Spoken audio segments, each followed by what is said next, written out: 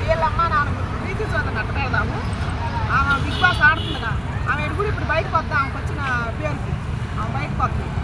ఆమె అట్ట పక్క పెట్టి ఏం గురించి మాట్లాడతాం.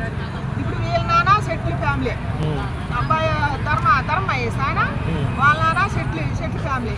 ఆయన 3 కోట్లు ఇచ్చిందంటే ఆయన 3 కోట్లు ఇచ్చారంట. నేను చూస్తాను మీడియాలో. ఈ 3 కోట్లు 6 కోట్లు మీరు ఇచ్చి వాళ్ళు చెడిపోమని ఇచ్చాను కానీ బాగుపడమని లేదు. ఎందుకు చెడిపోయినాయి వాళ్ళు? ఇప్పుడు ఎందుకు ఇడిపోతాను?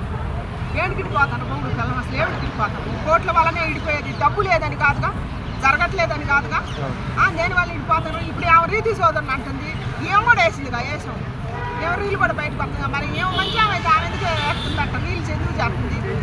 ఇప్పుడు ఆయన్ని మొగుడిని విమర్శిస్తుంది, మొగుడిని అంటుంది.